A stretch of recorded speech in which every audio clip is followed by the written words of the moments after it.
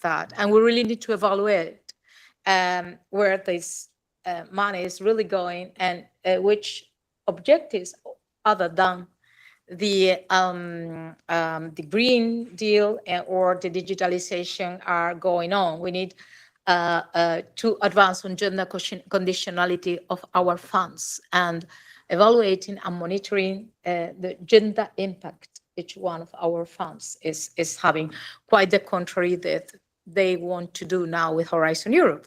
So Horizon Europe was possibly the more advanced one, the only one that was going in the same direction.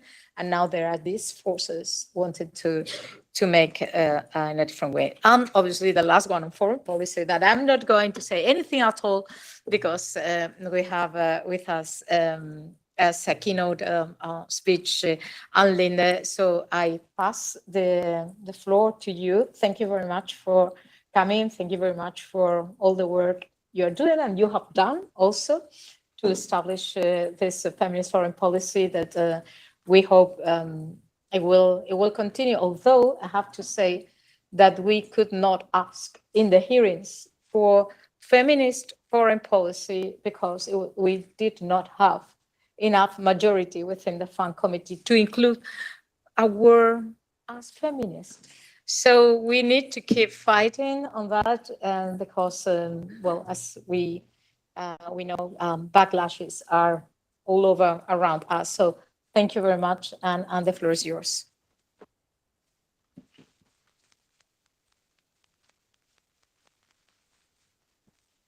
Well, thank you very much, Lina, for this very interesting. And I have to say, I myself said digitalization. It's really something that we need. Well, dear members of European Parliament and dear friends gathered here. This event, I have to say, is such a joyful experience. It's part of the project that FEPS and Friedrich Ebert Stiftung has called Feminist Foreign Policy Progressive Voices Collective. It's not the most easy name for a project, but it's a very good one. I co-chair that together with Macris Carberos, wave your hand please, who is also the coordinator of the Progressive Alliance with the 140 progressive parties and think tanks. It's 1 year now into the work. We started at the Gender Week last year, October 23, with this project, and the network has around 60 members from the academia, the NGO, and the politicians. We have very, very interesting discussions where you clearly see, you know, all different perspectives, because there are really clearly different perspectives. And we have a main work this first year of publishing policy briefs that you can all find on the FEPS home site. And we have published them about, of course, feminist foreign policy, an approach from EU to feminist foreign policy, and make me sorry that you didn't bring that up. We heard that yesterday also. Feminism is starting to be a very, very controversial word, unfortunately. And also on feminist learning for strategic foresights, feminist consideration for security and defense, feminist foreign policy in Latin America, and ways, which is very important, how we are going to argue for better funding of feminist organizations, because it's underfunded. And this book is part of the wish to promote, I mean, the real discussion on how EU can work with and implement a gender contract in different areas. And Lina mentioned several of them, and we will talk about them later with some of the authors. And I think it's really, really thought-provoking, and you get a whole lot of new ideas when you read it. Some brilliant, some very provocative. You don't have to agree to everything.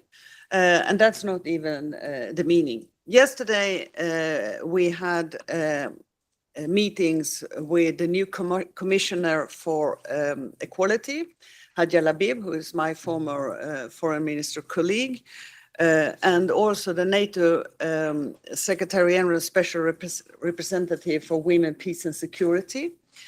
We met the task forces in the EU External Action Service and the task force, the gender task force, of course, for the EU Commission. We met NGOs, and also here in the Parliament, some of the MEPs from the SND group. And I have to I mean, I underline this as a politician, not academians and NGOs. They could say, well, we agree with everything. If you're politicians, you have to make this caveat. Otherwise, they will find one line that, do you really agree to this? Because you're promoting this book. And if you haven't said, I don't agree to every single meaning, they will crucify you in the tabloids. So that's why we say when we present it, this is a very, very good book for inspiration and hopefully to implement some of the ideas. There are, I don't have to say the areas because Lina covered that, but I would like to say, coming from the country who started the feminist foreign policy, we started it 10 years ago in Sweden. It was the first country. Then it took 2 years, and then we were 2 countries. It was Sweden and Canada. And now it's 18 countries who in whole or some parts has a feminist foreign policy. Unfortunately, my own country has abandoned feminist foreign policy. It was the first decision that my successor, a male conservative, of course, took, and he said that we will do this anyway. We don't need a label that will be hindering to see what we are doing. So we take away the word feminism, which is of course made that Sweden is now, lagging back when it comes to gender issues. As we explore the imperative of integrating feminist approach into the EU foreign policy, first we must acknowledge the profound impact that global policy have on women and marginalized communities. Feminist foreign policy is not merely an addendum to the existing framework. It's a transformative vision that prioritizes gender equality, human rights, social injustice in international relation. And let me point at some key areas where the EU can take decisive action. First, incorporating gender analysis in policy frameworks. The EU should mandate that all foreign policy initiatives undergo gender analysis to assess their potential impact on women and marginalized groups. This is how we worked in Sweden. We analyzed everything from 3 R's: resources, representation, and rights. And everything we do has to go through that screening. And its effects not only evaluating the effects of policies, but also ensuring that women's voices are included in the decision making by employing gender experts, establishing gender-sensitive indicators. The EU can create a more nuanced understanding of how policies affect different populations. And this is also how we did when Sweden was part of the UN Security Council. We demanded that on every briefing in the Security Council there should be a woman. And first I said there are not women on all these subjects. And of course, as all of you around this table know, there are always women on all subjects, all, 100%. And then we were followed by some countries that did the same. And also when I was chair of OSCE in 2021, we also worked according to the feminist foreign policy, creating an advisory group of women, having a special representative on women's issue, having the yearly military advisors in Sweden on the Nordic Gender Center for Gender in Military Missions, and so on and so forth. And if you don't have this label of a feminist foreign policy, you don't do that, because then it's ad hoc things, all of it. You don't have it on a systematic basis. Second thing I would raise, and that's of course because I was once a trade minister, that's to strengthening women's rights in trade agreements. And EU has exclusivity in trade. It's not the national countries, it's exclusive for EU. That's why trade is so important. And it's possible to leverage trade agreements with that promote gender equality.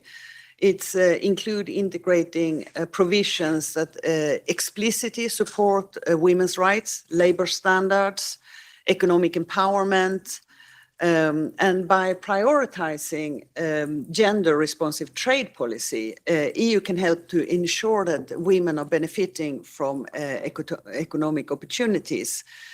I heard from my Canadian colleague when they started with feminist trade policy that they had started to have all female trade delegation. And trade delegation is every single country has trade delegations. And most of the time is companies who choose one person, and that person is a man. And especially if you have trade delegation where you have, like, if you have a royal family, you have someone from the royal family, or you have a president, or you have a prime minister, then it's always men, nearly never women. The third thing would be to promote women's participation in peace and security. And this is, you know, the formal agenda, women, peace and security. That was 20 years ago when it comes in the famous 1325 UN resolution. But it's increasing women in peace negotiation, in conflict resolution, in post-conflict reconstruction. We just had at FEPS this morning a discussion on Ukraine, and I think that now when we are close to discussions on peace agreements, Trump says he will do it in 24 hours. Zelensky has his own plan of peace agreement, and we need to have women in those agreements, because this is very important, both for accountability of sexual and gender-based violence, and for the sustainability of the peace agreement, who are longer sustainable if there are women. A lot of research on this. This is not something that I make up. It's a lot of research. And I'm quite happy that we met Irene Fellini yesterday, who's got her new mandate. She's the Secretary General of NATO's Women, Peace and Security representative. Now she got a prolonged term for 3 years. And I also think it's very important that the new Secretary General of NATO pursued feminist foreign policy during his years as Prime Minister of the Netherlands. And he has appointed as number 2 in NATO the Deputy Secretary General of NATO, Radmila Sekerinskaya, who is an active partner in the Feminist Foreign Policy Progressive Voice Collective. So we have Social Democratic Feminist as number 2 in NATO, which is not bad at all. The fourth thing is to enhancing support for gender-based violence prevention. It's very important that EU and countries with feminist foreign policy prioritize to address the gender-based violence in the foreign policy agenda. These, of course, include funding, resources for programs that prevent gender-based violence, support survivors, hold perpetrators accountable, not the least important.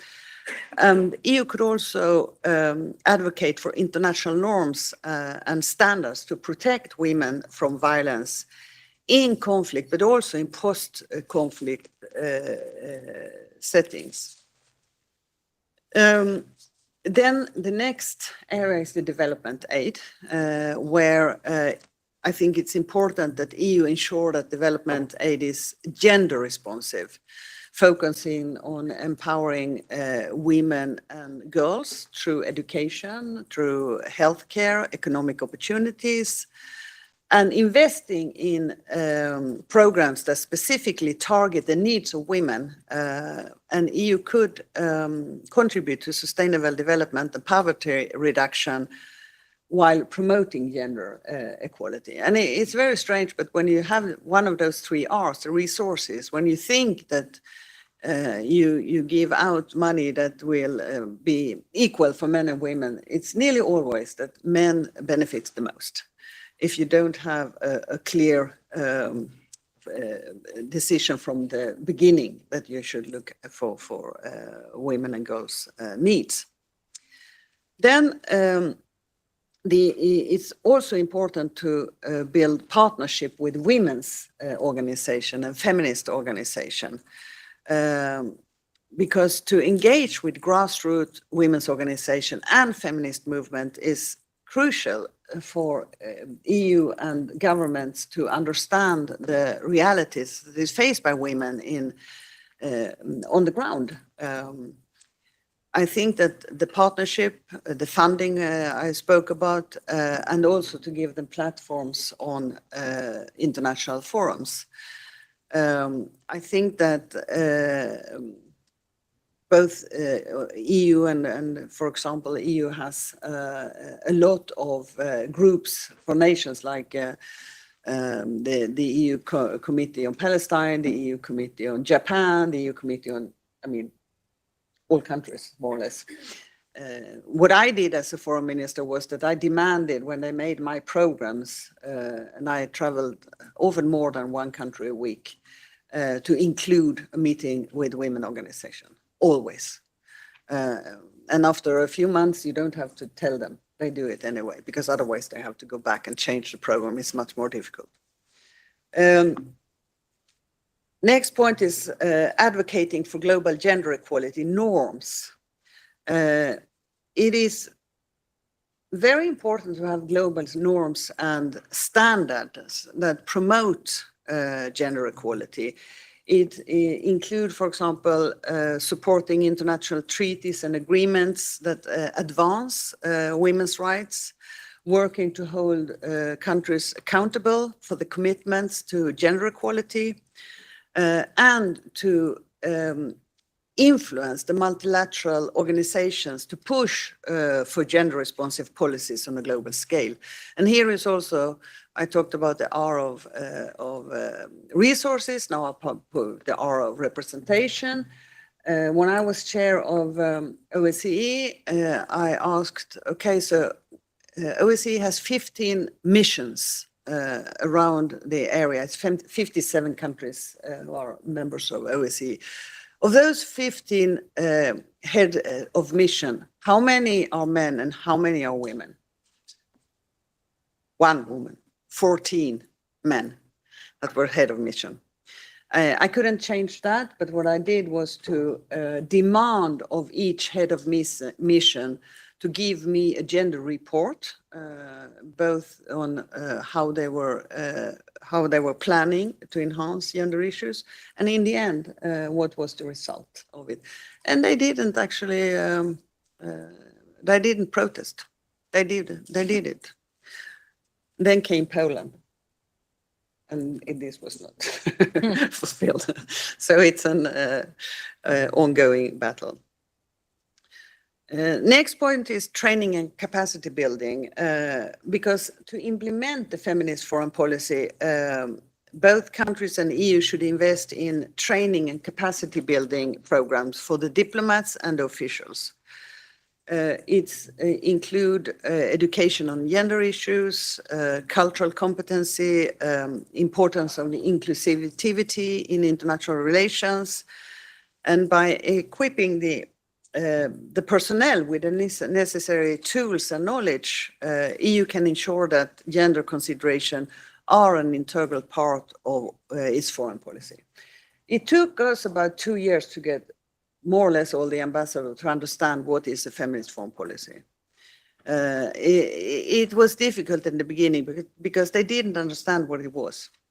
And the academic evaluation that has been done of the Swedish feminist foreign policy, who says that there is clearly differences, it has clearly enhanced the situation for women and girls, but the implementation is very different. And you could see if there were, because if you have a feminist foreign policy, you need to get all your embassies in the EU case, all the representation to do it. I mean, it's not enough to have the leadership to say it. It's on the ground that you're going to implement it. And of course, many follow the political directive, but there are always some ambassadors who in the end don't get it. And that's what this academic research found, that the implementation, when you do it next time, you have to be more clear on implementation. Then I like the name of this academic evaluation. It's called More Than a Label, but Not a Revolution. They did more than 400 interviews for this evaluation. The final point is to have a monitoring and accountability mechanism because it needs to be a robust monitoring and accountability mechanism to track progress toward gender equality in foreign policy. It's including setting clear benchmark, reporting requirements to address the impact on policies, women and marginalized groups. And here, transparency and accountability is essential in ensuring that EU remains committed to a feminist foreign policy agenda, or countries who are doing it. So in conclusion, the path toward a feminist approach to the EU foreign policy is not only a moral imperative, but it's also a strategic necessity, I would say. By prioritizing gender equality and women's rights in international relation, EU can contribute to a more just and equitable world. And the action we take today will pave the way for future generations. It will ensure women to have a seat at the table and a voice in shaping policy that actually affect their lives. So I hope that everybody is committing to this vision and that we can work together to create a foreign policy that reflects our values of equality, justice, and respect for human rights that, by the way, are women's rights. Thank you. Thank you.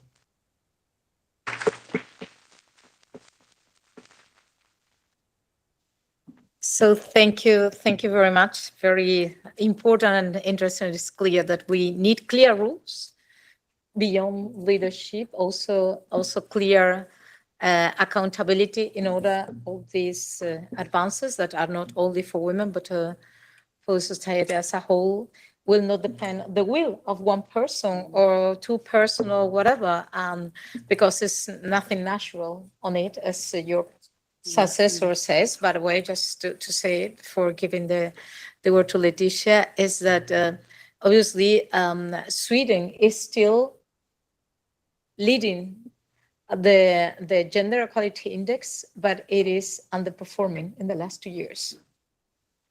So obviously it's nothing natural. You really need to push, and you really need to do it with clear rules that everybody is really going in the same sense. So now I would like to give the word to the person who is mainly responsible. We are here, over here, who is Leticia Thyssen. She's Senior Policy Analyst on Gender Equality at the FEPS Foundation. So Leticia, the floor is yours. Thank you very much, Lina, and good afternoon, everyone. My name is Laetitia Thyssen. I work at FEPS as a Senior Policy Analyst on Gender Equality, and it's my utmost privilege also to welcome all of you here in order to present and celebrate together the launch of this book that we are really proud to present to you today, and that is truly the result of an amazing collective effort, bringing together the voices of 11 authors, having worked on this for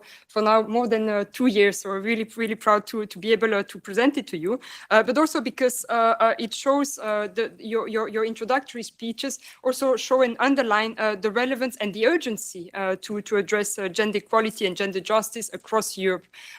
This week we are marking the Gender Equality Week in the Parliament. Just today we are marking the International Day for Human Rights, and unless I'm wrong, women's rights are included in those human rights. So we see it more than ever urgent to address this. So first and foremost, I would like to extend my heartfelt thanks to Lina, not only for hosting us, but also for her steadfast support and leadership in pushing feminist issues and agenda here in the European institution.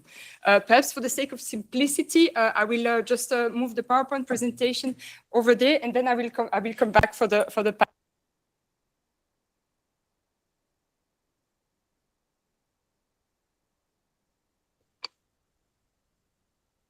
all right.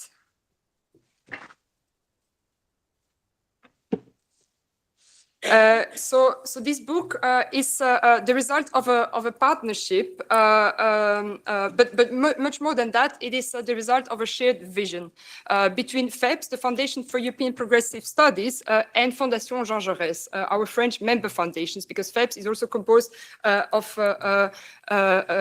member foundations, and that is our main partners as part of this book. And so together we aim to provide a blueprint for transformative gender policies across Europe. And therefore, we are deeply grateful to the contributing authors for making this possible by embarking with us on this journey, reflecting on what a new gender equality contract might actually look like through this truly collective effort.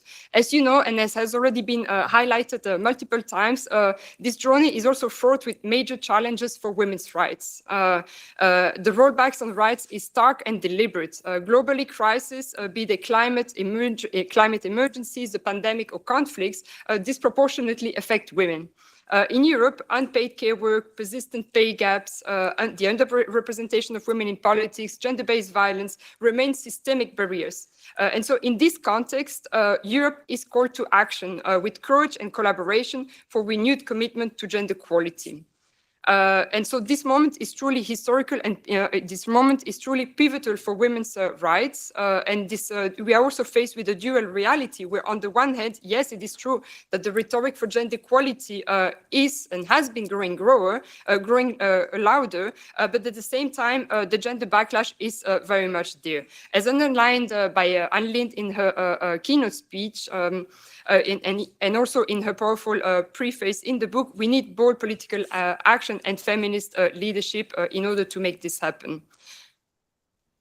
And so, as we see also now the newly endorsed European Commission taking office, and as we expect also the upcoming gender equality strategy to be announced in March 2025, this book is offering a timely reflection, not only highlighting the challenges that we face in the different policy fields through the prism of gender equality, but also by proposing tangible solutions in each of these fields in order to integrate gender justice in the fabric of our societies, from labor, reproductive rights, foreign policy, climate change, democracy, cultural rights, higher education, and care. And so at its core, this book is arguing that gender equality is much more than just an economic argument for thriving market, as we all too often hear. It is the bedrock for resilient democracies and cohesive societies. And as such, it is to be considered as a moral imperative in compliance with the obligations that are laid out in the European treaties, the Charter of Fundamental Rights, and the Pillar of Social Rights. And so here we're inviting policymakers and activists alike to come together and to craft a future that is inclusive, feminist, and fair. And here the objective is twofold. On the one hand, it is to dismantle structural barriers, but also on the other hand, transform feminist ideas into actionable policies that benefit everyone. So whilst we have to change and to engage with some of, whilst we will have the chance to engage with some of the authors that are present with us here today, allow me to provide you with a very brief overview and a bit of a taste of the different chapters that you will encounter in the book. Starting with the chapter by Krystyna Jonkowska, and apologies for the Polish, it's a bit of mouth gymnastics here, but here you will quickly understand also that Europe is basically we see Europe we are in a two-speed Europe where there are very stark differences from one member state to another, and where strong argument is made also to include SRHR as part of the preconditions for gender equality. The chapter on labor instead is addressing the issue of inequalities on the labor market, and actually this is also precisely where digital inequalities are also taken into account, because here Rachel Silveira is also very good at highlighting how old forms of inequalities meet new forms of equalities due to the transformation of the labor market. Related to that, we also have the chapter on care. And here the author is also highly recommending and encouraging policymakers to take a step further, because yes, we have the care strategy, but more is needed in that direction. And for this, the European Union also has the tool that it needs to make this happen. Next up, we have the chapter of higher education, and also we will have the opportunity to discuss that further with Andrea, who is present with us here today, as well as the chapter on cultural rights. So both Mafalda and Andrea will be able to present the details of their chapters. But I would also like to make a reference to the chapter on democracy, which here again, as was underlined by Lina, is crucial to be addressed, particularly as we are still facing significant challenges in overcoming the systemic barriers in having women equal representation in politics. And in that sense, Rejane Senak is examining how parity laws can be strengthened in order to ensure equal power sharing. Of course, we could not have imagined such a book without addressing the issue of climate change, knowing that women suffer disproportionately the effects of climate change, but nevertheless remain excluded from climate governance. And last but not least, the chapter on foreign policy is also calling for a feminist foreign policy approach, which also was already quite extensively elaborated by Anne. So all in all, this book is more than just a collection of ideas, but it is a true call to action. We must not only imagine, but demand a Europe where gender equality is a right and not just an aspiration. And so together, let us make this vision of a new gender equality contract a reality. So thank you very much.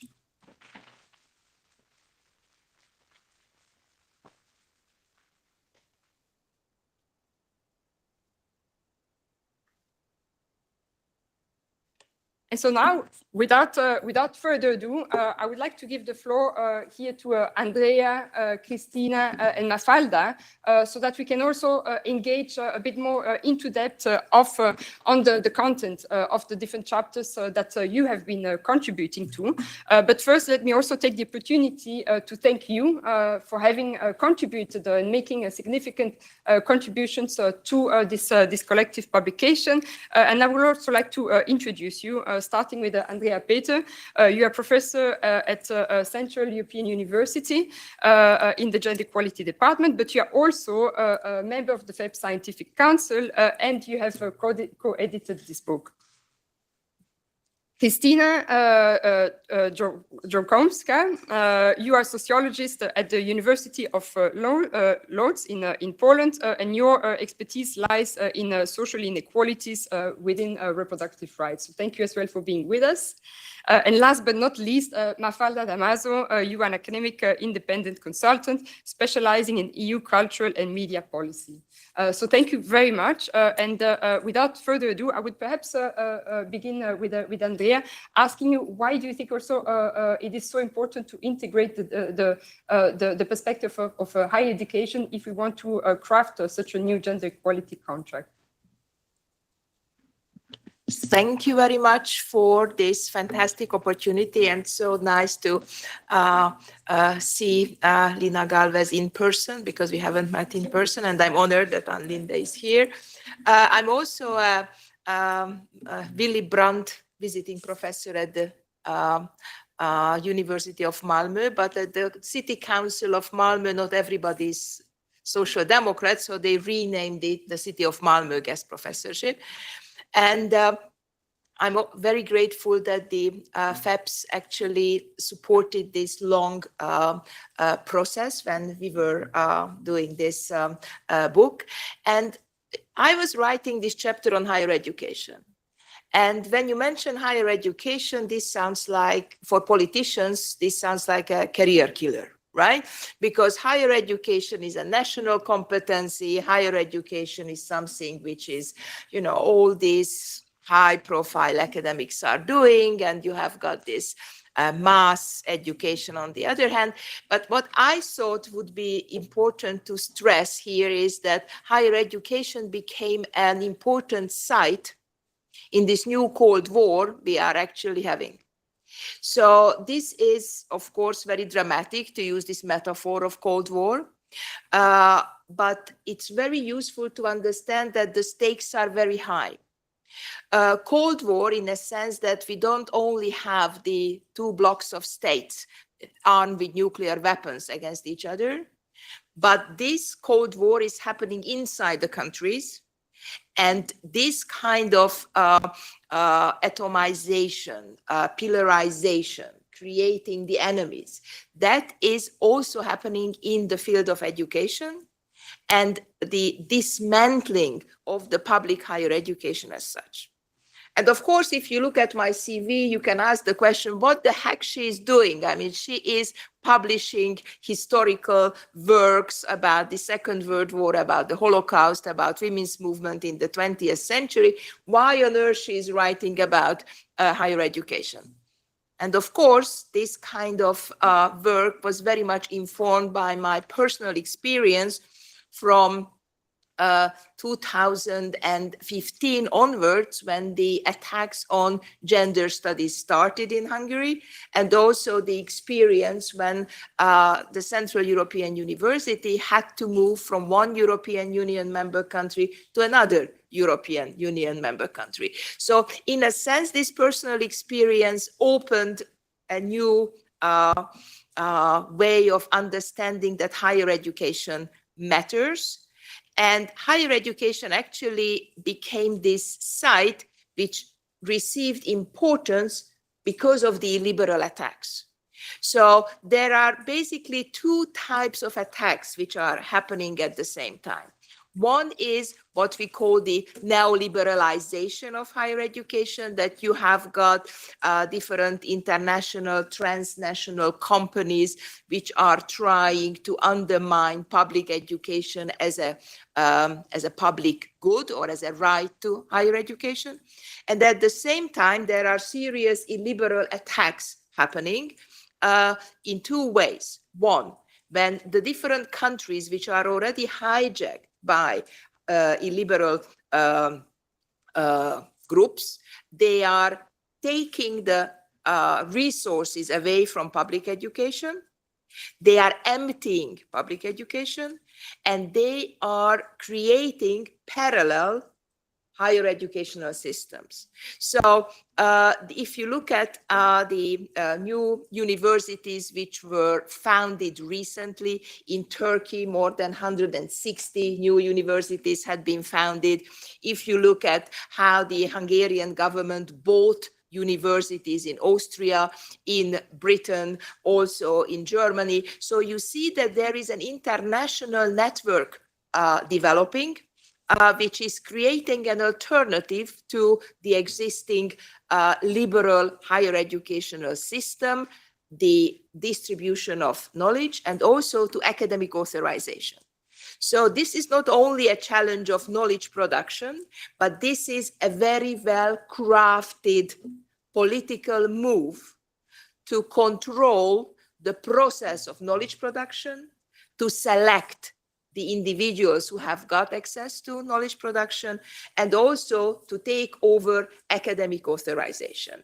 And because this is happening parallel, that's why suddenly this boredom, which is somehow around higher education policy, disappeared, because the stakes are very, very high. Thank you. Thank you.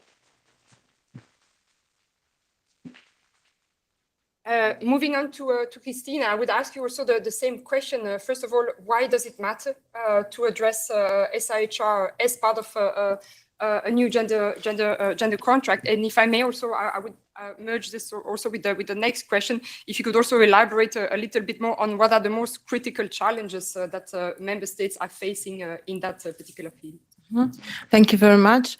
Well, thank you, Lina, because you mentioned already why sexual and reproductive health and rights are crucial.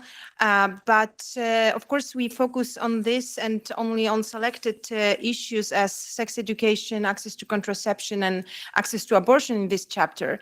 But we see sexual and reproductive health and rights on one hand as a public health concern, so as essential part of health, understood holistically as state of complete physical, mental, and social well-being. On the other hand, we see or analyze it as connected with other human rights, and they were mentioned already here. It is right to life, to self-determination, to health, to freedom from discrimination and violence, to respect for private and family life, to decide about one's own body, and also to benefit from scientific achievements. So if we are talking about equality, we have to talk about respect for human rights, and also in this field. What I propose in chapter, because it is great pleasure, great opportunity for scientists, for researchers, that we can have contribution to social change. If you are a feminist sociologist, it is perfect occasion to not only to identify the main problems, inequalities, but also to make those something, as you mentioned, thought-provoking, provocative solutions. But I feel that it's my voice is voice of people who experience a lot of discrimination, violence of rights, and we touch it we can get to know their experience in social research. And what we can do in politics, we can give the voice to people to be heard, and to show what are their needs, expectations, and barriers that they experienced. And in my chapter, I use this concept of reproductive justice, what is very important, because we use it now in academia, but it is concept that was rooted in activism. It is a concept developed by Sister Song Coalition in United States, because they analyze, we can analyze legal regulations, but we have to focus on real possibilities of people, how to realize those rights and regulations. So it is there is no choice without access. So what we do here is not only to check what is going on in law, but how this law what influence this law has on people belonging to different social categories. And we go beyond this division, only women and men, but we go into those categories. That's why we use this intersectional approach that is connected with reproductive justice. And we try to focus which social characteristics and identities interact and determine social, life chances of people. In many political documents that are mentioned, the different vulnerable groups are mentioned, but the idea is not only to see them, but also to try to develop solutions that meet their expectations and problems.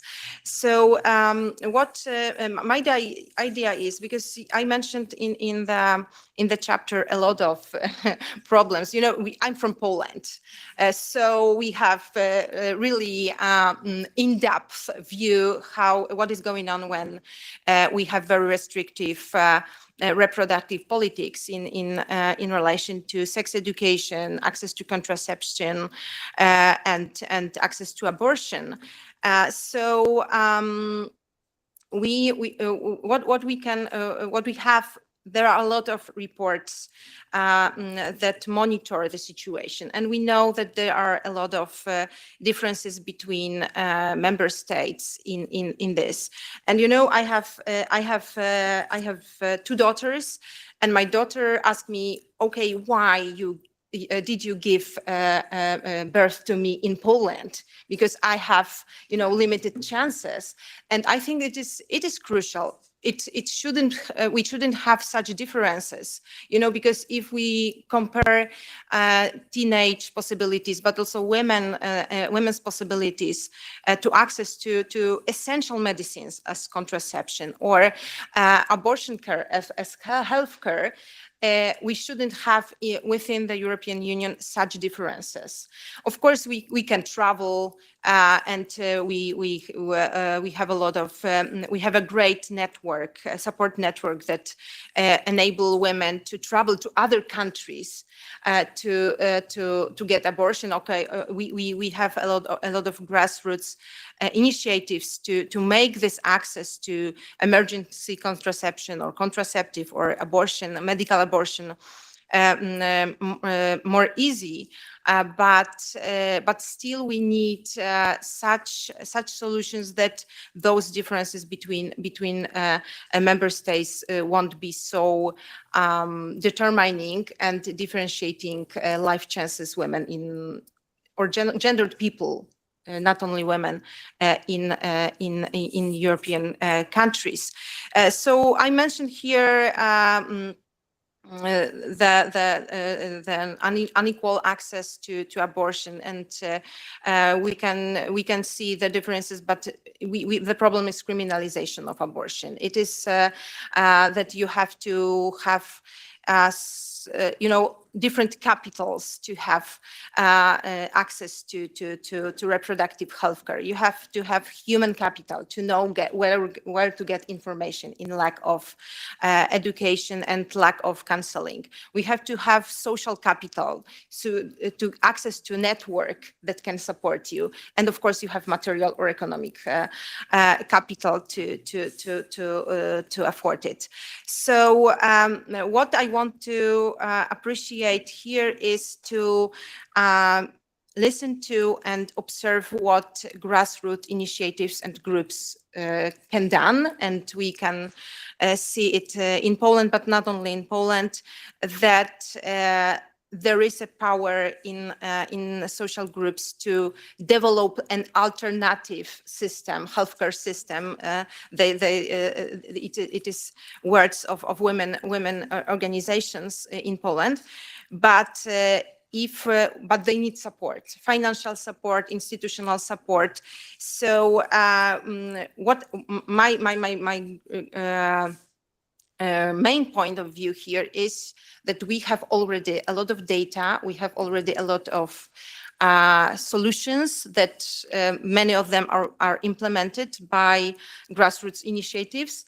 And the question is how we can incorporate it in politics and in policy, and how we can support it and use already what we have. Thank you. Thank you. And certainly something Well, it's certainly something that we will come back to. But before that, I would like to also now give the floor to Mafalda. Again, asking you why actually is it that we need also to integrate cultural rights in the crafting of a new gender equality contract. And perhaps also here you could elaborate a little bit more on how also the idea of woke, or at least this so-called woke wave is being suddenly weaponized also against gender initiatives, more generally speaking, but also this is having an effect in the cultural sector. Yeah, thank you very much. So thank you so much for the invitation. It's really a privilege. My approach to feminism was really developed a lot at FEPS, with whom I collaborated for many years. So it's a privilege to be here, and it's really thankful. I'm thankful as well to MVP Galvez and also Anne Lind. It's really incredible to be in the same room as you. To answer your question, I will provide two tangible answers, but before that, I just want to provide a very quick summary, even though the chapter discusses the term cultural rights at length. But a very informal definition would be that cultural rights are the rights of people, including women, of course, to create, co-create, question their culture, right? And so to question, namely, their traditions, right?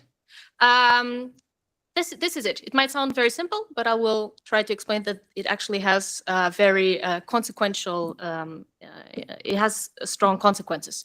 So before I answer a question on two specific ways how the including cultural rights can support this gender equality, I just want to make a really key point. I think that there's a very dangerous conflation that circulates in political discourse across countries, across parties, and that is that between culture and immigration. And I say this as a scholar. As a scholar, when one looks at canonical definitions of culture, culture crosses over borders. It's not something static. And this conflation is really problematic, also politically, of course, and also for the progressive cause, because it's an illiberal conflation. It states that an identity and cultures, they're predefined, they cannot be questioned, right? And therefore this has consequences for culture, because it means that one's culture cannot be questioned, that we cannot push it elsewhere. And it makes sense, when you think about it, when places where women's rights are questioned are also tend to question artistic freedom, right?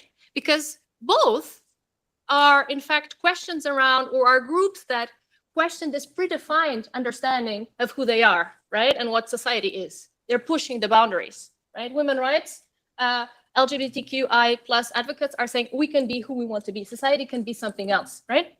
So it's a quick introduction, but the conflation with culture as immigration is extremely problematic. Okay, parenthesis closed.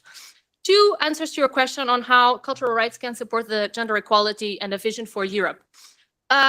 So first, data shows, I use the singular, sorry fellow academics, I don't use the plural. Data shows that women tend to be cultural consumers. So when you talk about cultural production and artistic production, workers, I'm talking here about cultural workers now.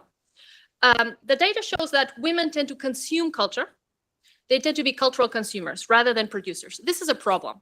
And it's a problem because it means that the stories that are being told about society, about ourselves, tend to be skewed and limited. I'll give an anecdote, share that. So I live in London. A few months ago, weeks ago, I don't know, I went to a show on expressionism at Tate Modern. I'm not an art historian, but I went there. And this exhibition was on expressionism from the point of view of women. So how women had contributed to expressionism. The show was beautiful. It had these paintings around, people considering the human experience, children, about moments of kindness, about love. It was layered, it was complex. It was a beautiful show, right? Beautiful paintings. And then a few weeks later, I go to Sweden, to the Moderna Museet on work, and I go to an expressionism show as well. Only men, Now, I didn't calculate it. I should have calculated it. But I think that at least half of the paintings in that exhibition were of naked women. Now, I'm not a prudish person. I have nothing against. I think the female body is beautiful. But I think it does show that if those who are telling the story, right, and representing and creating images are only men, then we have a more limited understanding of the human experience in those stories. So this is a key problem. And then women, of course, do not see their own experience represented. So this is the first key issue. Second, broadly, so beyond the cultural sector of women as artists and as cultural creators, Andrea said that talking about universities was a career killer, talking about decolonial theory in the cultural sector as well. But I think when the stakes are high, we have to go. Potentially it is, we'll have to see. You know, I work on cultural policy, and namely in how the EU supports culture in foreign affairs. And many of you will know this, in the EU's approach to culture in foreign relations, international cultural relations, it's called, what happens, the key principle is that EU actors, member state actors, local cultural actors will co-create something. This can be an art work, it can be something else, and they will co-create something together. How? Supporting human rights, namely women's rights and sustainable development. Whenever I present this outside of the EU bubble, I always get the criticism, that's neo-colonial. You're supporting human rights outside of the EU, that's neo-colonial. And I just found that so problematic. And I tried to find an article that would explain why that was problematic, and I couldn't find it, so I tried to write it. I mean, it was the beginning. So what the chapter tries to say, by engaging with decolonial theory, I'm not a decolonial theorist, I'm a cultural policy person, scholar, but I tried to engage with it. And what I found was that, yes, human rights and women's rights are fully compatible with cultural diversity as discussed, as defined by authors from the Global South. We just have to read it. So, and this is really key because I think that if the EU is to be a feminist foreign entity, hopefully one day, then this is a criticism that will be directed against us, also namely by other illiberal actors, and we need to be able to address it. Quickly on the wokeism. How to address it. So the woke issue, I think one thing that I've seen a lot, and I think that helps, is really to ask what is being said. So can you please define wokeism in another word? And this is not, it's not me who had this idea. I've seen it in other places. Because when someone is asked to define it, then what they'll say is, you are actually supporting diversity. You are a white person who's actually anti-racist. And somehow that is problematic. This is what is being said. So it's a question of the ideas of progressivism, of global justice, of equality, and it's a political attack. And it's a political attack against cultural diversity. And so I think that there are different political strategies or tactics as to how much this is to be mentioned explicitly or not. But I do think that it's important to understand that this is what is happening. Wokeism is really, or the criticism that someone is woke is really one way to say you should not support cultural diversity. How to respond to it? Very quickly. Support artists and cultural workers and women so that they can co-create, be given space to show their work.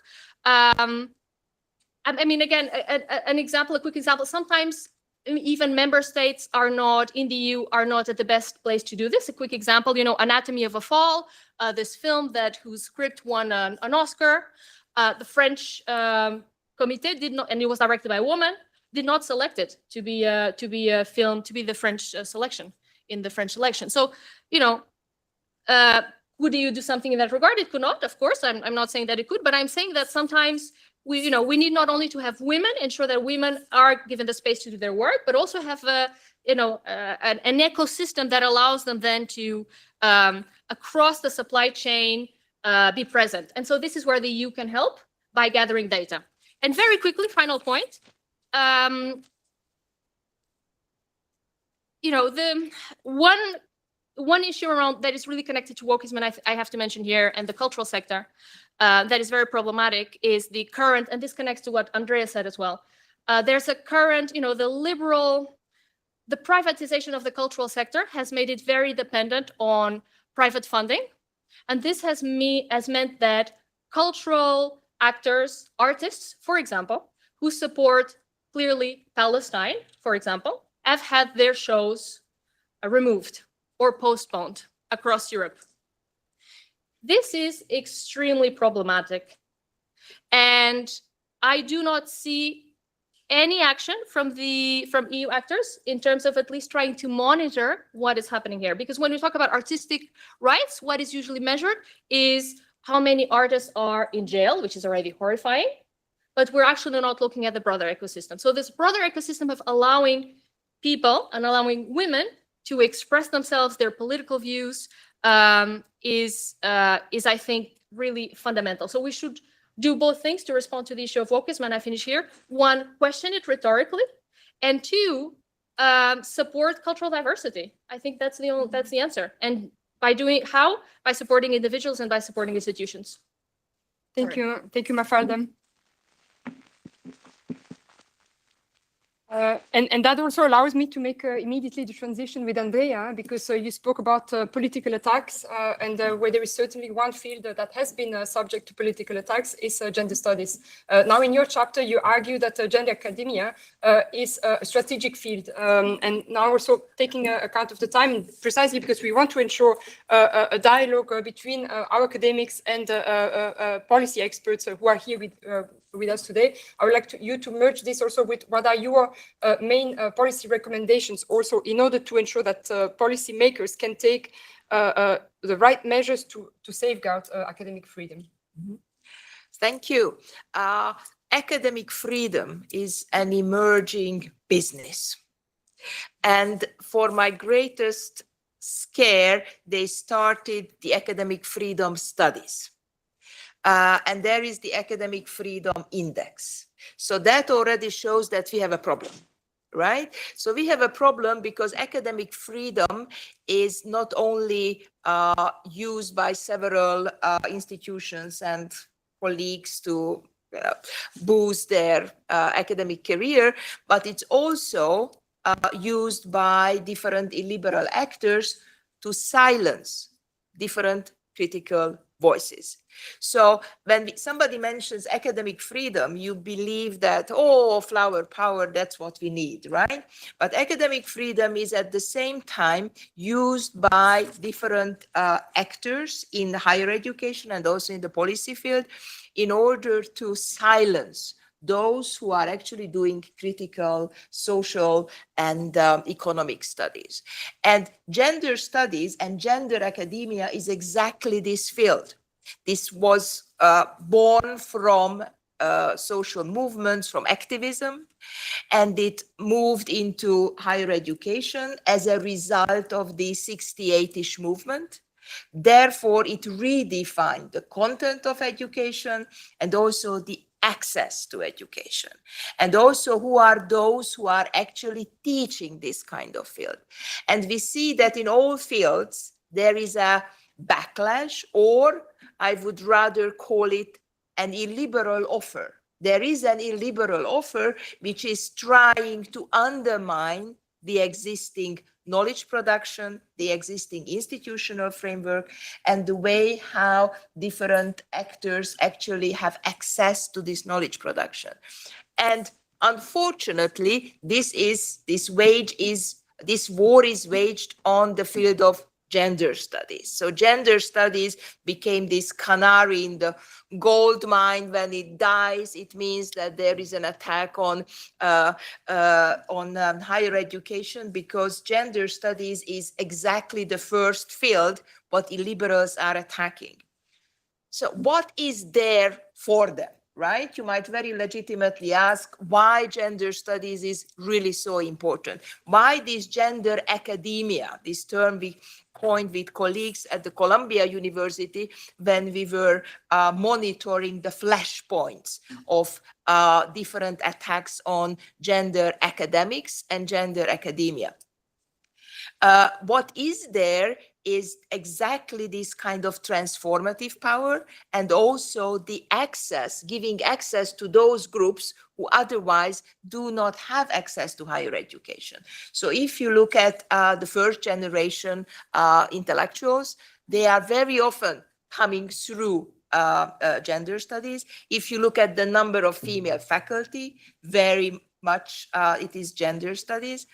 And gender studies is not about when you have these attacks. This is not about gender studies.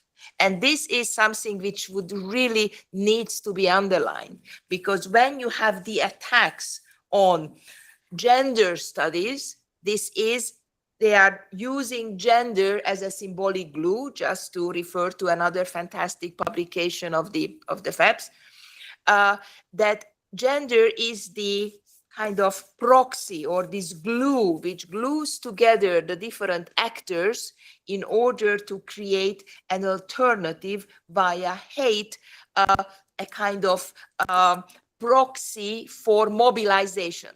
And unfortunately, gender, because of several reasons, became this very easily targeted field. Why? Why is this so much easily targeted? So when I say gender in this room in English, that's already a statement, right? Because this is in English, and you already have this question, how to translate it to my local context. And this translation is not necessarily a linguistic translation, it's also an intellectual translation.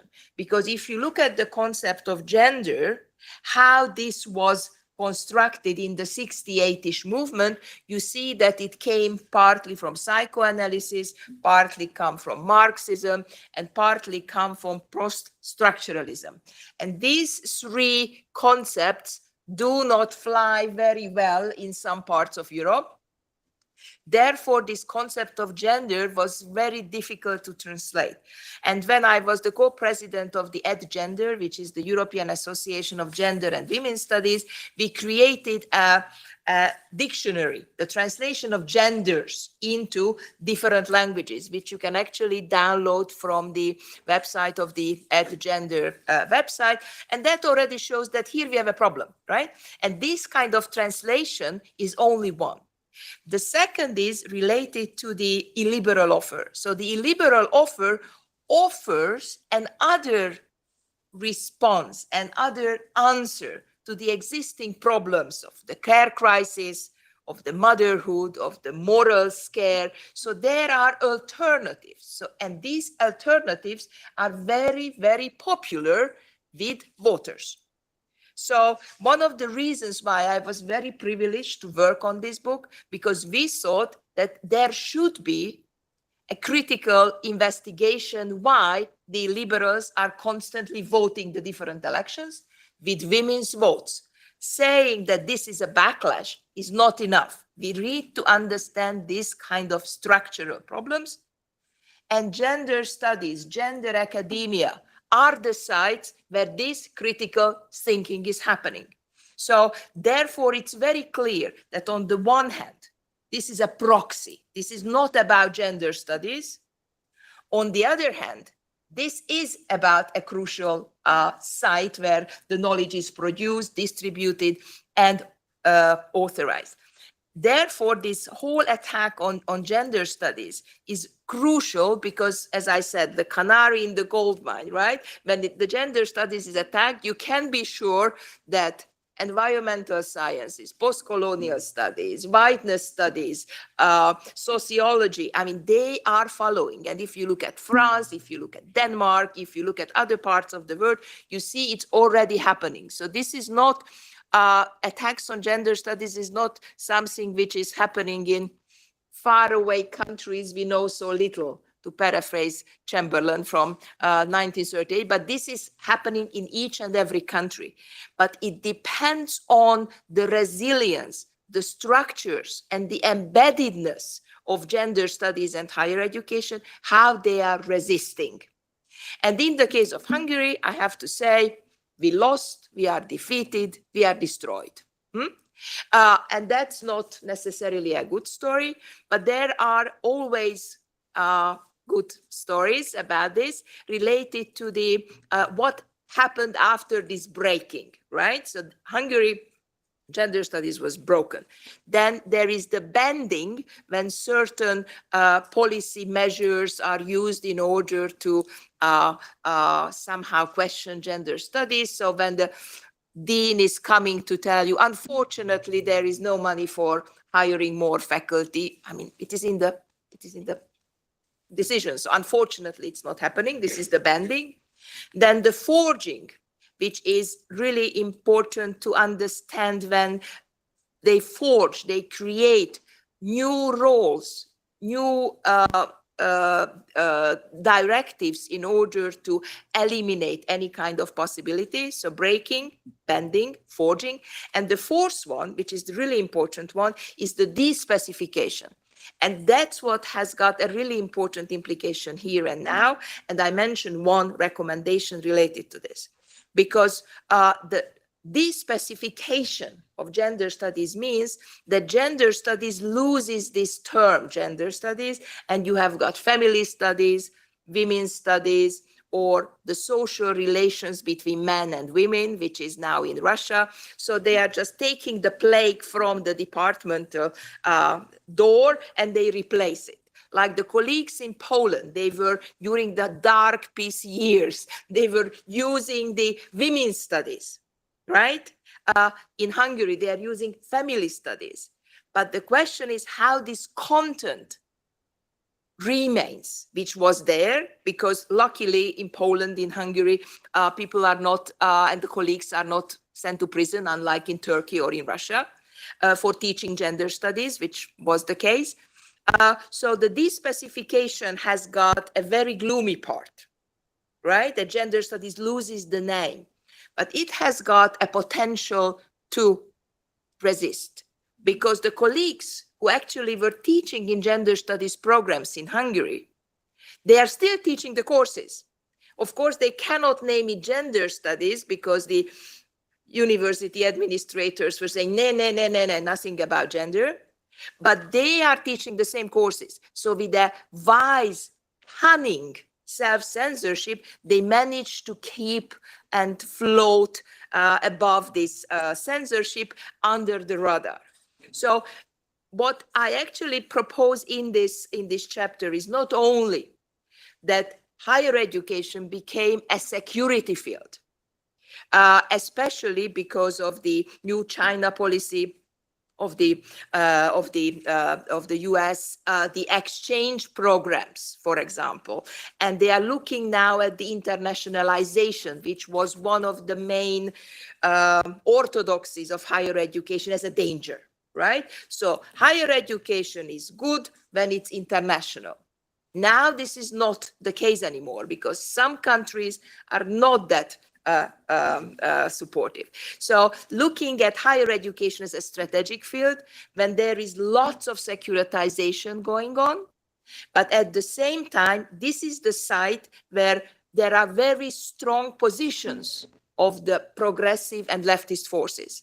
And that needs to be somehow protected, preserved, and developed in order to counterbalance the existing illiberal offer, which is financed pornographically high amount of dark money, which is coming partly from Russia, partly from Brazil, partly from the US into Europe, and creating a new site for higher education, where they are not only creating an enemy around gender studies, but they are also creating new epistemologies and new sciences and authorizing this kind of new science.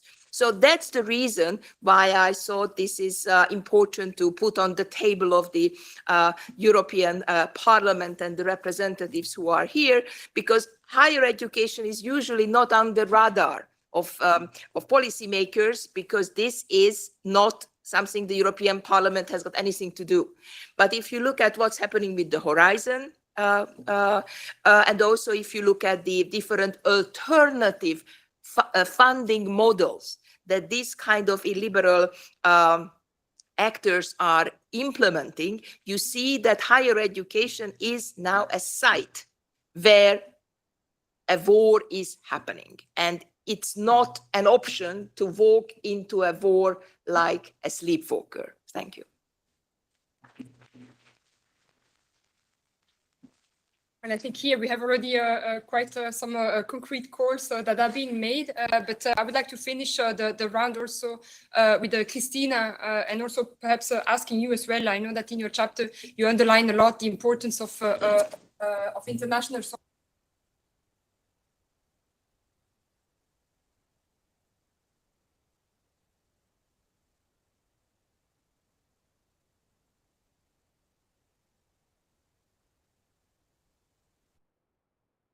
Yeah, it is a big topic. And I just, because I'm sociologist and I deal also with activism in this field.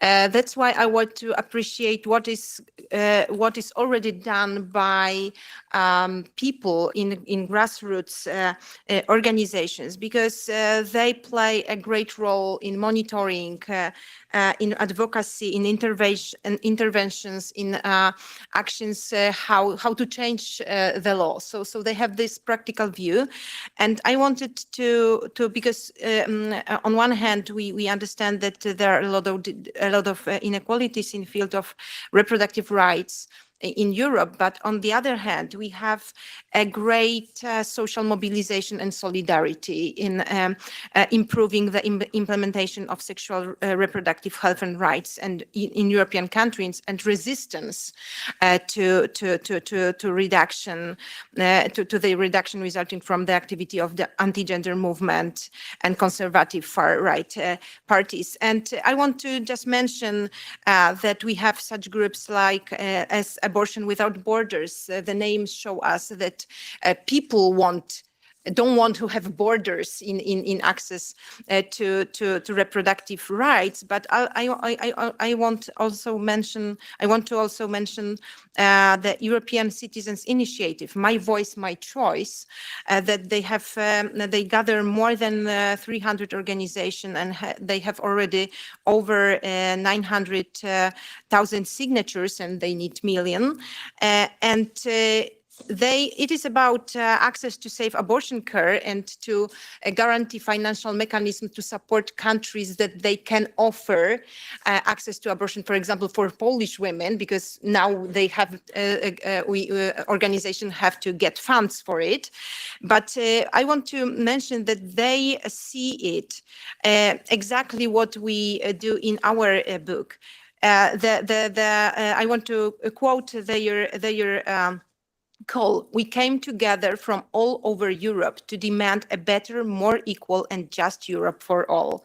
And my recommendation is to look what is already done and to listen to organizations and activists, because they are close to the people, they recognize, identify their needs and expectations, and also they see the groups that they are usually invisible in politics. Yes, so we have special solutions for young people, for migrants, for refugees, for sex workers, for people from remote areas. So we have already ready solutions, and the idea is how to implement them and support them to make the Europe more equal and just. Thank you. And finally, Mafalda, also in your chapter, you emphasize the importance of cultural rights as human rights. So what are actionable steps that the EU institutions should take in order to promote this cultural right? Yes, I'll try to be very quick because I took too much time in my first intervention. Thank you. So first, in terms of women, artists, cultural workers, we need to have data. As I said before, this is key. Data across the value chain, across subsectors. Where are women? Where are they not? And then, member states will hopefully act. But we need the data, and this is something that you can do. 2, women in cultural roles tend to be much more precarious namely because of care responsibilities, which, as you know, is not God-given, but it is what it is. So God is given. But so they tend to be much more precarious, make less money. And so with AI, if AI is not regulated in a way that leads to fair remuneration of artists and cultural workers, quite a lot of a huge amount of women will just disappear from these roles. So if we want women to tell their stories, then that is really key.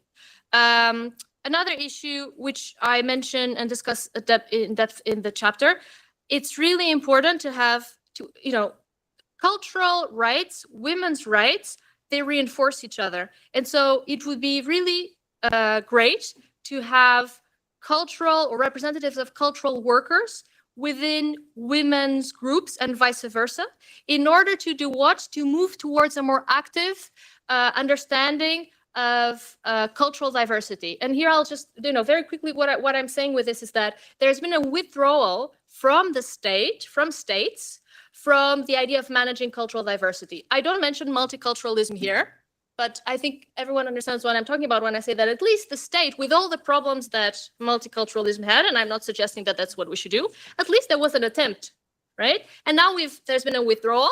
Cultural difference is there. We're not talking about cultural difference as something good. And then there are some illiberal actors, namely on social media, who are actually saying, oh look, this is awful. And there's no celebration of that cultural diversity. So to have a celebration of cultural diversity, to have women's rights, activists, cultural representatives in the same groups, celebrating that cultural diversity, getting together, find ways, developing projects together to represent themselves, to again celebrate that diversity would be key. And then third, at the global level, the EU needs to continue to walk the talk, as I think it does broadly. In terms of cultural rights, it would be very important for the EU to use its power and to attempt to recognize or to allow us to monitor the extent to which women can redefine their traditions, right, in their own societies. And so to monitor the extent to which cultural rights are supported or not in different states. This is something that UNESCO doesn't do, for example, because it's seen as too political. I mean, the UNESCO UN representative on cultural rights writes general reports, and then we'll have some case studies, but there isn't really a sustained, systematic analysis of what are the states in which women have access to and different groups have access to redefining their culture or not. And so this is something that could be done. So ensuring or trying to support cultural rights across the world, around the world. And this would not be neocolonial because women's rights are human rights. Thank you. Thank you very much to the three of you. I think here we've touched on a lot of ground, and still we haven't been able to address all the chapters that are covered in the book. So I hope that this will also leave you hungry for more. But now also living up to the promise, we move from the academic table back to the policy table, and also asking if Lina, with your head as chair of Women's Rights Committee, but also of the FEB Scientific Council coordinator, you would like to react to this as the European representative, after which I would also invite Katharina Skuta to provide her comments on what we have just discussed. And Katharina will be speaking perhaps also as the national representative, being the advisor of the Belgian State Secretary for Equality. So Lina, the floor is yours. So thank you very much. Well, let me check my time because it is, I will speak in other words because they are very interesting topics that you have highlighted and that I think they are very important. The first one probably it is, I would like to highlight, it is why not all women in Europe have the same rights and also the same possibility of making these rights a reality. No, your daughter was saying why I am in Poland that I have less right, and it is something that we cannot really understand, that we have standards for so many things. A plastic bottle, whatever thing, we have European standards, but we don't have European standards for women's rights. So it is something unbelievable. But the thing is that, so why it is I mean, we advanced very much especially in the last term. We saw really a lot of advances in European terms, I mean. But now it is the moment for implementation, because we really need to look at very carefully how it's going to be really implemented.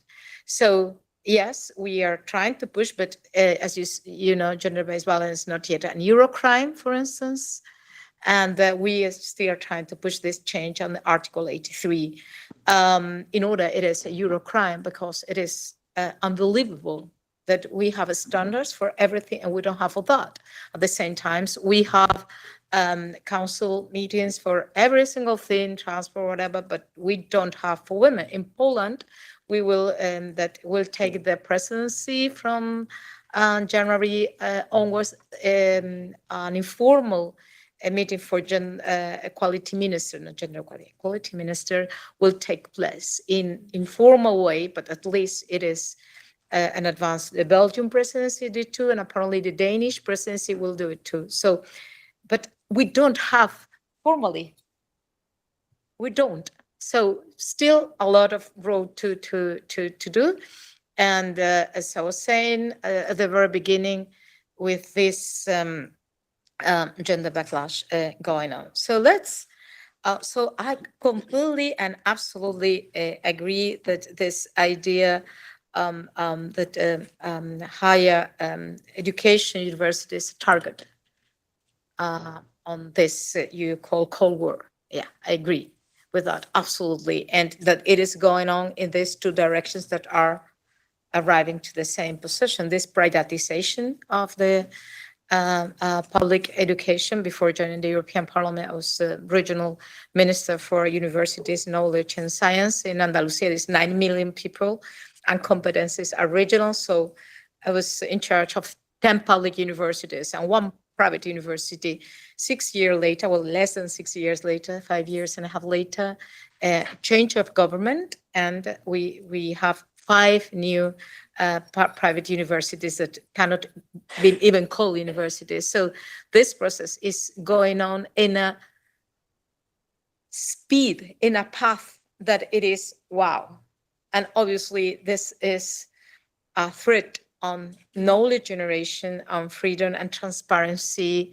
And obviously I completely agree that gender studies is the canary, but it's very similar to because knowledge generation, storytelling, we could also add women's opinion, public opinion in newspapers in a different way, but at the end it is also a way also to discipline us. You were saying that women are in more precarious situation in the cultural world because of care, which is yes, but also because we don't have the same authority.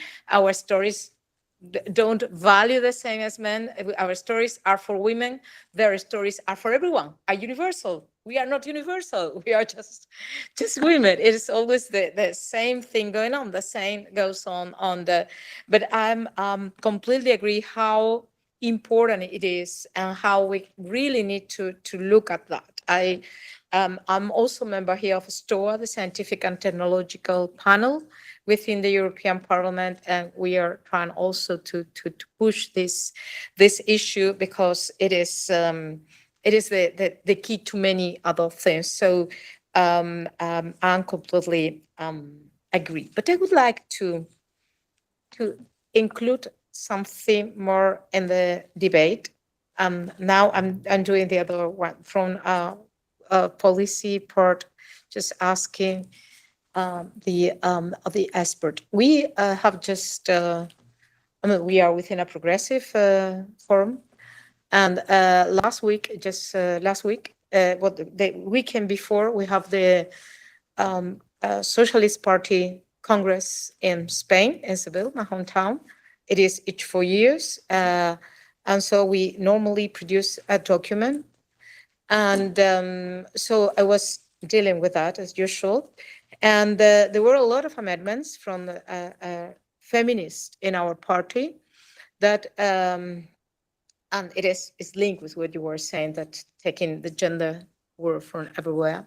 They were proposing to take out gender, out of everything, up to the point that we only managed to keep gender on relation to gender-based violence law or directive, because it is a law, or gender approach.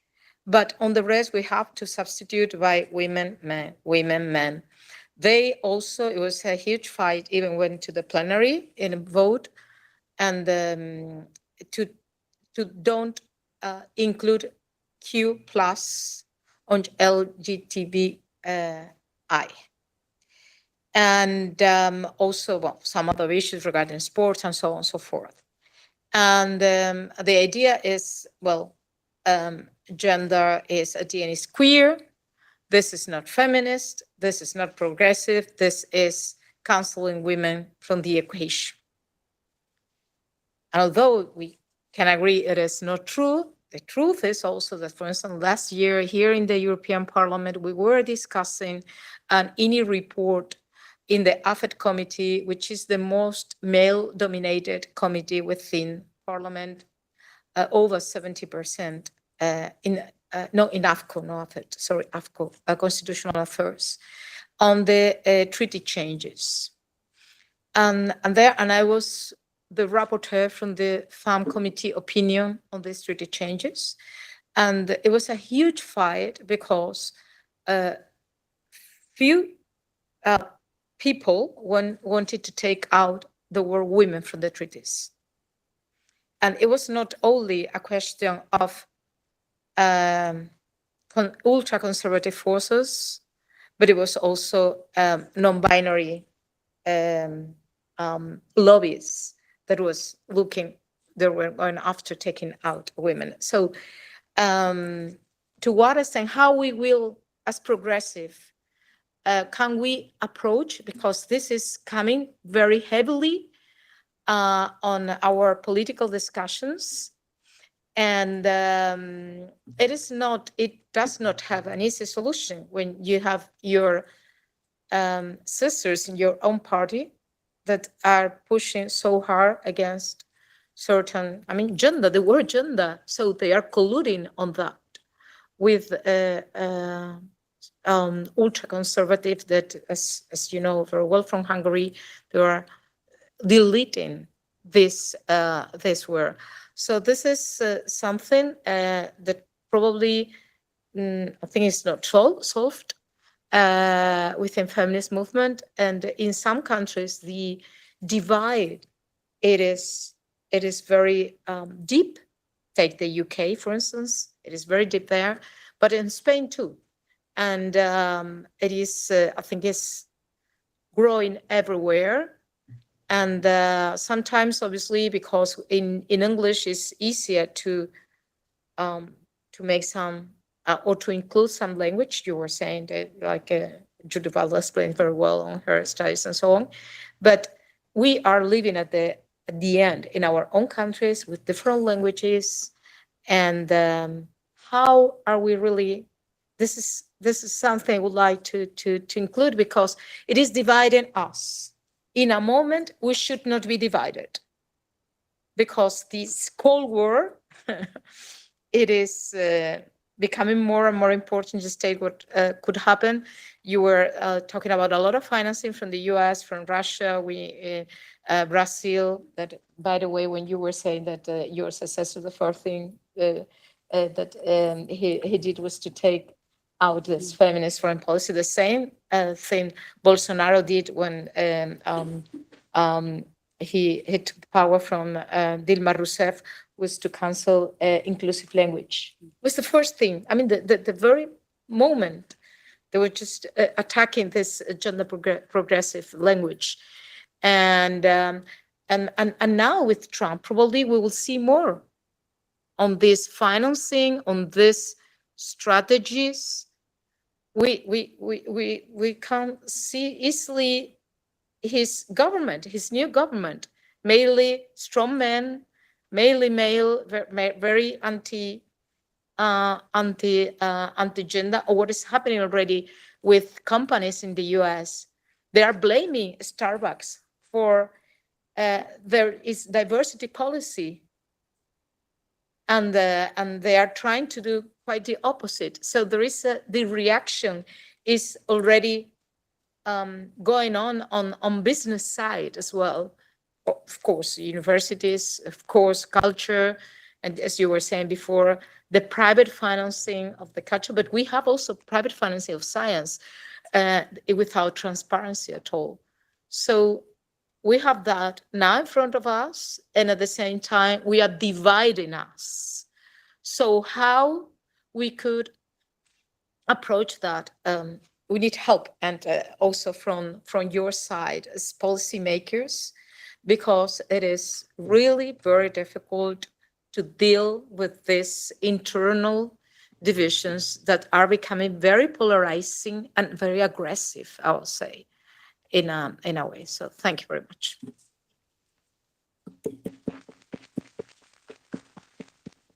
Perhaps because I've seen a few nods here, so I'm sure that you will want to react, but we also don't have much time. So I would suggest first to Katharina to also deliver her comments and remarks on the presentation, after which then we can do a response round. Thank you, Letitia, and thank you for the perfect segue from your speech.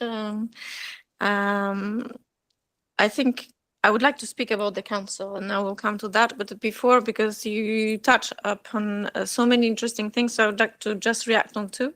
So the first thing, I don't think it's a cold war. I think it's a hot war, because we're talking about emotions, and I think we felt it in the room. It's very emotive what we had, and we speak about gender backlash, but I think in front of us we have a very coherent narrative about tradition, about security, about coming back of what is nurturing us, family, something that, is lulling us to sleep, a woman who is there to cook and bring us to this nice kitchen. So it's a very emotive and a nice vision in a way. And then we are there and we say, this is a war, this is a backlash. So I think we need new narratives to, and we cannot speak about progress, because I think this thing is gone, no? It's not progress. We're going back and forth. So we cannot just offer a new future, because we are faced with so many insecurities. And I think what is vicious in this as well is that, and you spoke to that the liberal forces and far right are emptying our concepts out of, freedom of expression is used to silence people who are saying this is hate speech. No, it's freedom of speech. We even hear now about the right to reproduce instead of reproductive health and rights. So we also see it hijacking our concept. So I think we have to be more strategic and work on this new narrative. But coming back to what I wanted to say in the first place is I have this symbol that I use when I speak about our institution is Virginia Woolf's seminal essay on the room on its own. And this is why I wanted to speak about the council, because we need those rooms of our own. And this is something that we did a lot during the Belgian presidency. So when I was faced with our ministers to think about the strategy, what Belgium would like to do is that we knew that we have fund committee, and it's very important that it is still a committee, not a subcommittee. And I know that you are fighting hard. Then we have ministers of equality in different member states. We don't know if Belgium will have a minister for equality, probably not. So, well, there will be a shared portfolio. I don't think there will be one, but we still have a state secretary for equality and in different member states. But in the council, we don't have this space where this conversation takes place. And we had this discussion in the council because we think that we have a bedrock. We have the treaties, and then we had this discussion. It's equality between women and men, and we can have a discussion how the gender concept goes within. But we know that in the Treaty of Rome in 1967, we had already the principle of equal pay. But it took us until the pay transparency, 65 years to have a directive, which means that there's something really wrong with our institutions, that we can have a perfect place in the treaties and still takes the time because there's something more important. And this is what we had with the Lisbon Treaty. Sport went in and youth policy went in. Pop, we have a council on youth and sports.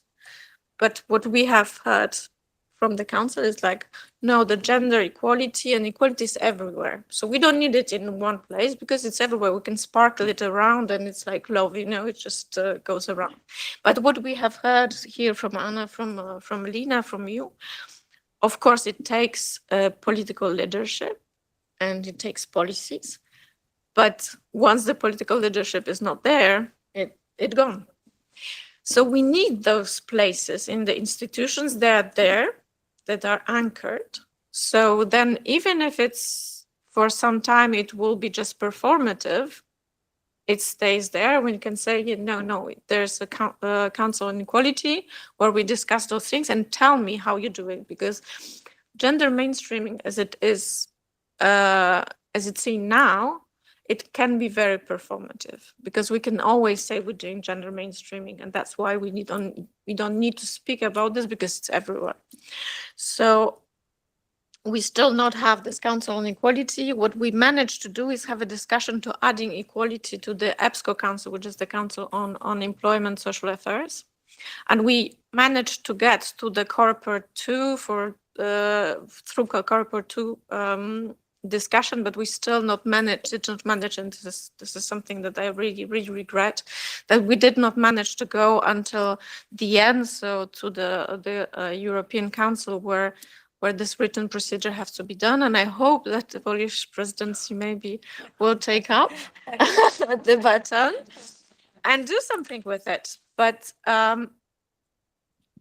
this is my plea to also all of you, is that the institutions have to be strong, because we know that it takes not such a long time as in Hungary to destroy them. So let's build new institutions and make them strong, so we can go on. Thank you.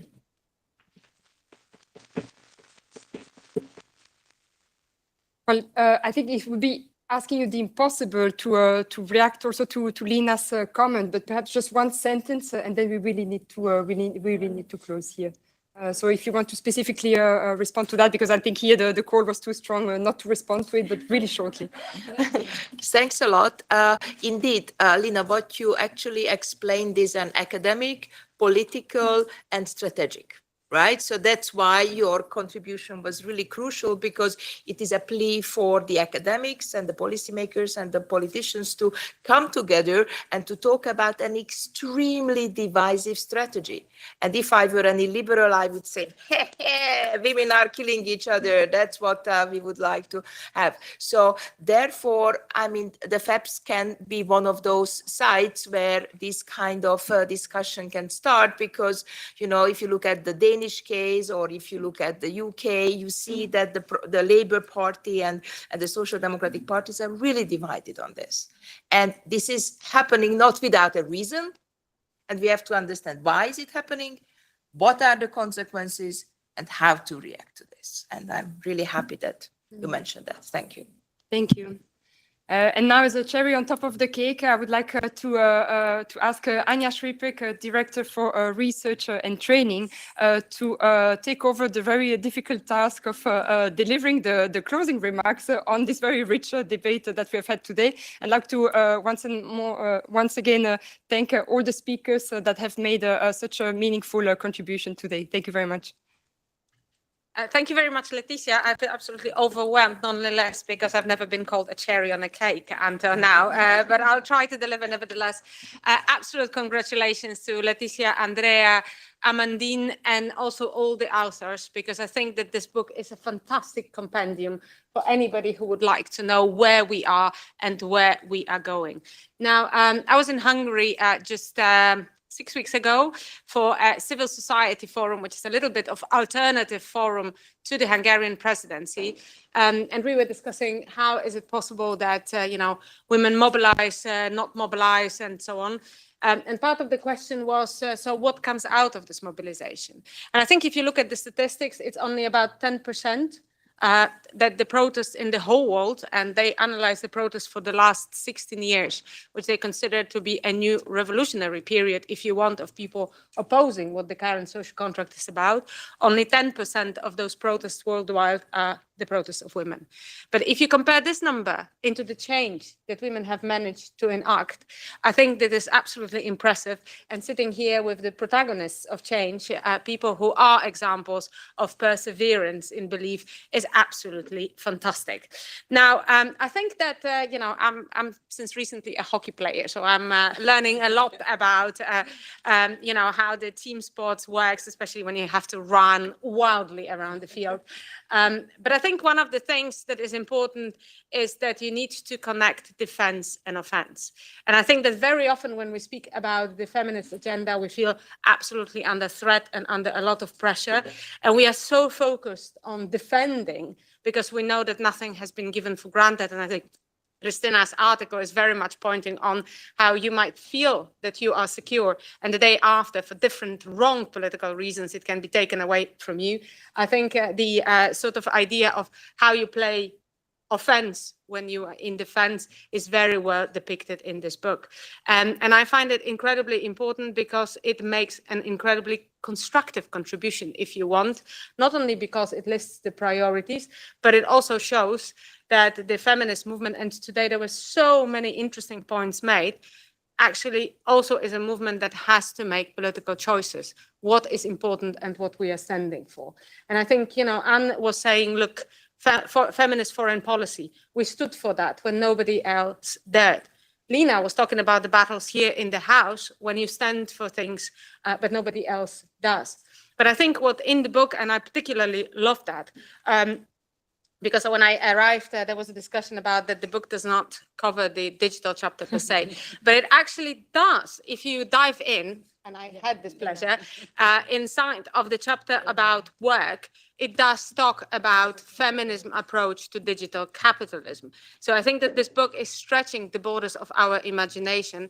And by that, it also points us out to the directions we should be going, because digital capitalism is happening. And of course, we have a lot of issues that we are focused on, but at the same time, if we do not pay attention to the feminism and algorithms, if we don't pay attention to the gender discrimination because of remote work that for so many appeared to be such an incredible opportunity, we are going to be playing offense while being really screwed by someone scoring us in the back.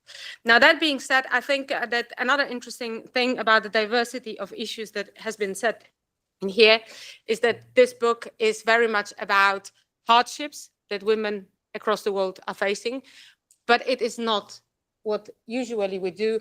It is not yet another threatening stories. You've been talking about the stories. People are so fed up about being threatened. This is an incredibly insecure world. And what we absolutely are in a need of is a positive story. And this book, I think for anybody, and not because it's the Christmas season, it's a fantastic proof that you can talk about the feminist agenda in a positive, encouraging, and empowering manner.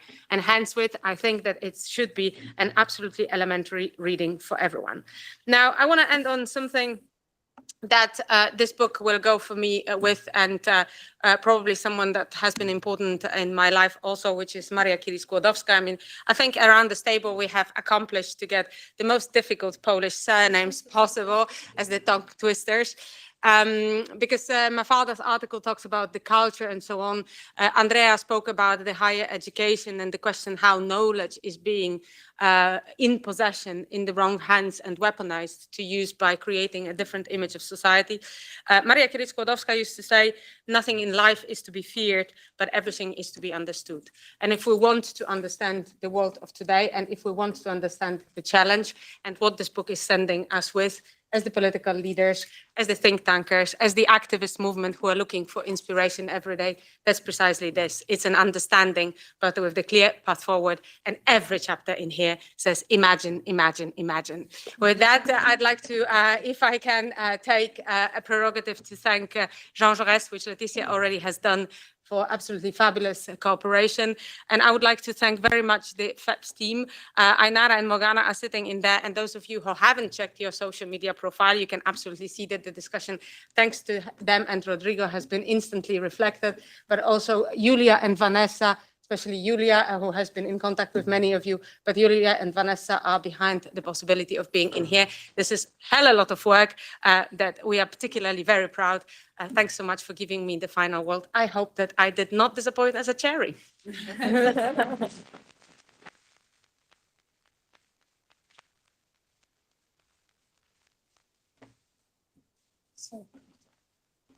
So we should probably try to